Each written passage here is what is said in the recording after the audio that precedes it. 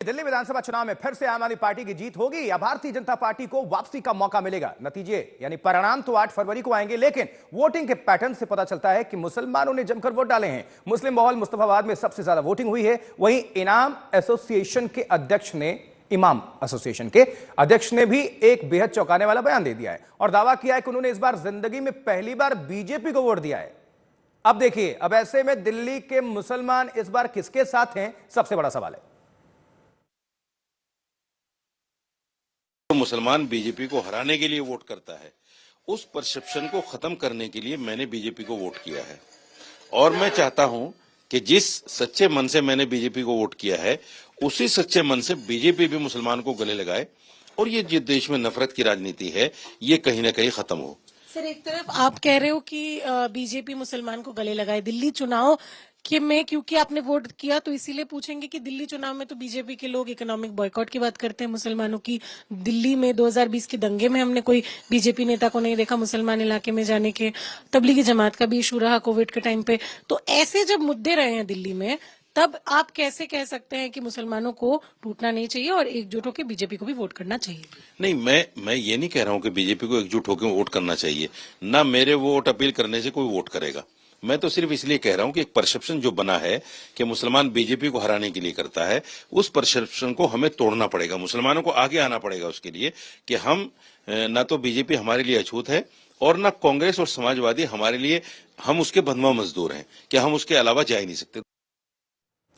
तो दिल्ली में हलचल क्या है, चलिए इसको समझने की कोशिश करते हैं। 2 संवाददाता हमारे साथ जुड़ चुके हैं। सुशांत मेहरा ओखला से जुड़े हुए हैं, जबकि सीलमपुर से हमें नजर आ रहे हैं हिमांशु मिश्रा हमारे संवाददाता। सुशांत, आपकी मौजूदगी ओखला में है, क्या कह रही है ओखला की जनता और ये पैटर्न क्या कह रहा है? देखिए आशुतोष, मैं बता दूं कि ओखला के अंदर जो ट्रेंड वोटिंग का देखा जाए तो यहाँ पर 52% के आसपास वोटिंग हुई है, लेकिन यहाँ पर तीनों पार्टियों का एक अलग जोर जो है वो देखने को मिल रहा है। लोगों से जब हमारी बातचीत हुई है तो लोगों का कहना है कि उन्होंने बदलाव की तरफ अपना वोट जो है वो दिया है, क्योंकि पिछले 10 सालों में काम नहीं हुआ था और आखिर के 2 महीने 3 महीने में यहाँ पर काम हुआ है। तो कहीं ना कहीं लोगों में नाराजगी जरूर थी। हमारे साथ कई सारे लोग हैं, इन सबसे भी हम बातचीत करेंगे। ये बताइए कि 52% के आसपास वोटिंग हुई, किन मुद्दों को ध्यान में रख करके वोट किया, क्या बदलाव है ओखला के अंदर इस बार?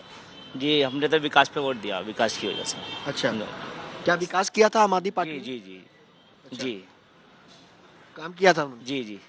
ठीक है, आपने कहा सर किन मुद्दों पर वोट दिया? मैंने विकास के ऊपर तो वोट दिया। मैंने जो वोट दिया राष्ट्र हित में वोट दिया और ओखला विधानसभा में कभी आज तक एक बूंद पानी नहीं आया, उस पर वोट दिया।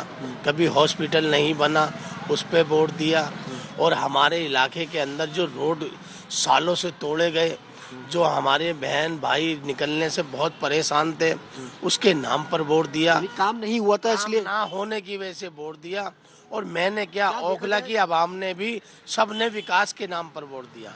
और भी कई सारे लोग हैं। क्या ठीक है, अवैसुद्दीन ओवैसी भी जो है वो चुनावी मैदान में थे, काफी जोर वो लगा रहे थे, क्या उनका भी रुख था इस बार? चलिए नजर बनाकर रखिएगा, फौरन आपका रुख कर लेते हैं। हिमांशु के पास हम चलते हैं। हिमांशु, आप सीलमपुर में हैं, सीलमपुर का पैटर्न क्या बता रहा है? सबके अपने अपने दावे हैं, लेकिन आप क्या महसूस कर पा रहे हैं जमीन पर?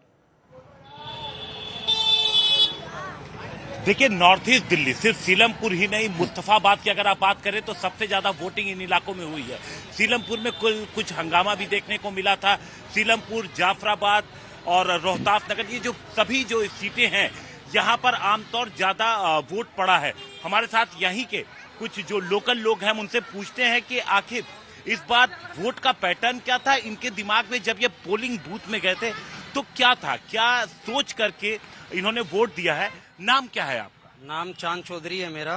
चांद, आप ये बताइए कि इस बार के जो अहम मुद्दे हैं वो क्या थे? इस बार के जो अहम मुद्दे हैं, हमारे माननीय मंत्री जी 10 साल से लगातार बाबरपुर विधानसभा क्षेत्र में हैं और सबसे पहला मुद्दा जो है हमारे कबीर नगर का है। इतनी बड़ी एक माइनॉरिटी की आबादी होने के बाद में दिल्ली सरकार का कबीर नगर के अंदर एक भी अपना स्कूल नहीं है, एक भी अपना स्कूल नहीं है। और अगर हम बात करें तो इस पूरे इलाके की, ये देखिए कि सबसे बड़ी बात यह है कि मुस्तफाबाद का जो पूरा इलाका है वहां पर त्रिकोणीय मुकाबला जैसे आमतौर पर हर जगह, लेकिन मुस्तफाबाद में AIMIM की मौजूदगी ने और ज्यादा उसे रोचक बना दिया है उस जगह को। क्योंकि जब हम इलाके में घूम रहे थे और हमने देखा था कि जब जेल से ताहिर हुसैन को जब मिला था कि भाई वो जा सकते हैं और अपने पैसे पर सुरक्षा लेकर के प्रचार कर सकते हैं, तो किस तरीके से लोग साथ थे, ताहिर हुसैन के साथ लोग नजर आए, रैलियों में नजर आए। और इस बार जो मुद्दे रहे हैं ज्यादातर हमने देखा वो लोकल मुद्दों को लोगों ने ज्यादा ध्यान पे रखा।